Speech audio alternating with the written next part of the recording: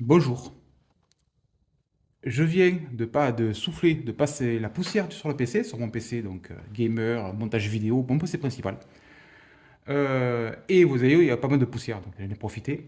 Le PC, donc il a un peu plus de... Quel âge il a? Je l'ai acheté fin 2020. Donc en gros, vous voyez, pendant la période Covid, superbe période pour acheter un PC. Mais j'ai du bon, alors, je vous expliquerai au moins pour la carte vidéo. Donc le PC. Donc le petit retour sur le boîtier déjà, c'est donc le MSI 111R, super boîtier, il n'y a rien à dire là-dessus. Je décale ça juste pour vous faire voir la façade qui est là. Vous voyez, le mesh dessus, dessous, sur le côté. Là, il y a un petit truc lisse pour faire style, avec un petit logo MSI qui est là. C'est bien lourd en plus, c'est bonne finition. Bon, c'est très bien ventilé, voilà. Donc vous voyez, 3 ventilateurs à l'avant en 120 mm en RGB, un ventilateur 120 mm à l'arrière en RGB d'origine. Le flux passe par là, ça s'est passé par là, ça ressort, c'est très bien ventilé. Je peux dire sur ce boîtier rapidement, puisque voilà, donc on peut mettre une carte vidéo de 33 cm. Et si on enlève le ventilateur, on peut aller jusqu'à 36 cm. Sur le boîtier en lui-même, donc pas grand chose à dire, donc il est très bien refroidi, bien bonne finition, et moi je l'ai un petit peu modifié. Je vois en haut, voilà, on peut le voir, il y a des ventilateurs en 140 mm qui sont là-haut, des Arctic. De chez Arctic, les ceux de base de chez Arctic, même pas RGB, puis de toute façon on ne les voit pas, ils sont là-haut. Particularité, je ne sais pas si on va voir, si on peut voir. Celui-là ne tourne pas dans le même sens que celui-là, en gros. En gros, l'optimisation que j'ai fait, je trouvais que en jeu, la carte vidéo prenait un peu trop de tours. Et le processeur aussi. Donc ce que j'ai fait, c'est que j'ai ajouté un 140 mm qui envoie l'air frais de haut en bas par là. En gros, l'air frais est aspiré par en haut, il tombe là, il passe par là, il descend. Ok? Cet air frais est aspiré par le ventirad qui passe par là. Et celui-ci ne balance pas vers le bas, il souffle vers le haut. Vous voyez? Donc l'air frais rentre par là, passe par là et remonte par là. Et sort aussi par là, par la gauche, puisqu'il y a un ventilateur en extraction. Donc celui-là de gauche est en extraction, celui-là de droite est en inspiration. Donc en gros, j'ai 3 fois 120 en inspiration plus un 140, et en extraction, j'ai 1 fois 140 plus un 120. Il n'y a pas de problème de déséquilibre d'air, puisque là, il y a des fuites dans le boîtier, et ça sort par les trous en fait, il n'y a pas de problème. Et grâce à ça, les ventilateurs sont vachement il tourne beaucoup plus lentement tous les ventilateurs. Même à la carte vidéo, je n'entends presque plus, même en full charge. Donc ça a changé énormément de choses de rajouter ces 2 fois 140. Donc là, si vous avez ce boîtier, donc si vous trouvez un peu chaud ou ventilateur qui tourne un peu trop vite, petite modif pas trop cher à faire avec 2 fois 140, très pratique. Euh, Qu'est-ce qu'il y a d'autre à dire sur ce boîtier? Il est très bien équipé, vous allez voir. Hop, j'adore ce boîtier pour ça. Vous voyez dessus. Bouton LED pour la gestion RGB par le contrôleur qui est derrière. Casque, micro, 2 fois USB 3.0, un USB-C, le reset et le power qui sont dessus. Voilà, donc là c'est top. Il n'y a rien à dire là-dessus. Il est un peu surélevé, je sais pas, on le verra par dessous, mais bon, le pied est surélevé, donc il ne touche pas le sol, c'est pratique, ça permet de faire rentrer de l'air pour la carte vidéo. Et donc, si vous voulez un boîtier qui est sympa, qui est pas trop cher et qui est très très bien fini, ce TMSI, franchement, il fait le job. Le seul défaut que je reproche, comme d'habitude, on voit la marque de l'alimentation, ça n'a aucun intérêt. J'ai du bol parce que j'ai du bol. L'alimentation, ça rentre, le marquage est dans le bon sens et tout, mais bon, pourquoi ils mettent ça? Qu'est-ce qu'on s'en fout de voir la marque de l'alimentation? Le PC, pour rappel, donc, carte mère, c'est quoi? Une Aorus B450 Elite V2 en révision 1.0, avec un processeur qui est sous cet énorme Noctua NHD15S. C'est un 5700X. 5700X, c'est un processeur 8 cœurs 16 threads qui ne chauffe pas beaucoup et qui ne consomme pas grand-chose. En full, il va consommer 80 watts en gros. C'est vraiment... pour cette énorme machine que j'ai dessus, ça chauffe pas. Je l'avais le ventirad, je précise. Et c'était mon ancien PC. Donc c'est pour ça que j'ai gardé. Par contre, je l'ai un peu tuné le ventirad, j'avoue. J'ai craqué. Donc j'ai mis les caches sur le radiateur parce que d'origine ça fait dégueulasse. Et le ventilateur couleur marron, marron dégueulasse, je l'ai remplacé par un ventilateur noir en ARGB. Parce que sinon, voilà, ça fait quand même plus propre comme ça, avec les deux flasques noires et le ventilateur noir, que d'avoir un truc marron avec des radiateurs gris où on voyait toutes les pipelines déplacées, c'était dégueulasse. C'est un Arctic, le ventilateur, un Arctic ARGB, je crois que c'est un P12, un truc comme ça, un P14, bref, je sais plus. C'est un 140 mm le ventilateur. Donc je sais plus.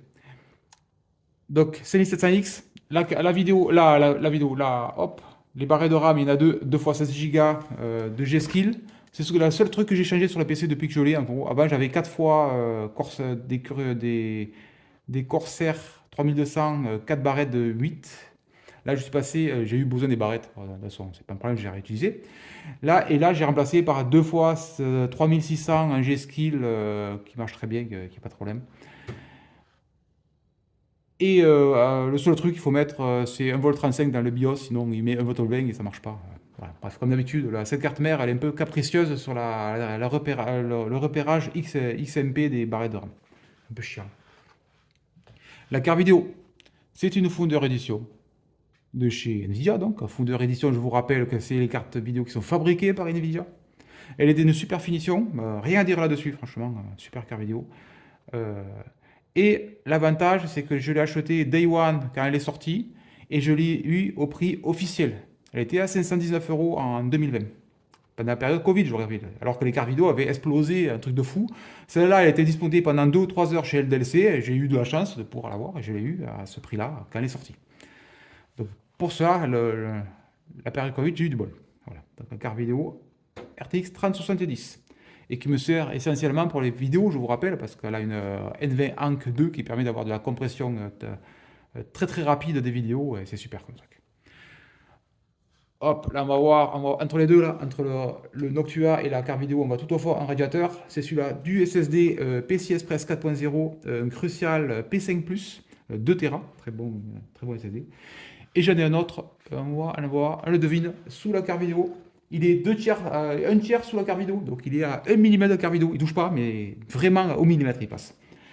C'est aussi un Crucial P5 à 1 Tera. Donc j'ai 3 Tera de SSD pour faire les montages vidéo, c'est top. Qu'est-ce qu'il y a de plus? Donc j'ai parlé du ventirad, ventirad colossal, donc tuné, la carte mère, la carte vidéo, hop, tout en bas. On voit pas. Alimentation. Enermax 750 watts, révolution Dust Free, le DF c'est Dust Free. Particularité de cette alimentation, quand on démarre, pendant 10 secondes, normalement l'air il passe, hop, il monte, il sort, ok? Là, pendant 10 secondes, le ventilateur va se mettre à pleine vitesse en marche arrière. Ça veut dire qu'il va aspirer l'air par l'arrière et le faire souffler par en bas. Ça sert à enlever la poussière, bêtement. Et c'est une idée tellement bête que je ne comprends pas pourquoi personne n'y a pensé. C'est tout simple. Donc en gros, c'est pour ça qu'au démontage, normalement c'est rempli de poussière, c'est un nid à poussière là dessous là. Et là sur celle-là, vous avez vu, quand j'ai soufflé, il n'y avait quasi pas de poussière dessus. Et je vous précise qu'elle est en tiers grade A+, ça veut dire que c'est une très très bonne qualité d'alimentation. Condensateur full japonais dessus. C'est un plus. Il y a beaucoup d'alimentation, vous prenez les Corsair par exemple, les RM de chez Corsair, il y a deux condensateurs ou trois condensateurs de puissance qui sont en japonais, les autres sont en chinois. Il faut une RM, non pas une RM, je raconte, c'est une autre, si c'est ça, une RM X, le X c'est pour avoir les condensateurs japonais, elle est beaucoup plus chère, alors que celle-là de base elle est en full japonais.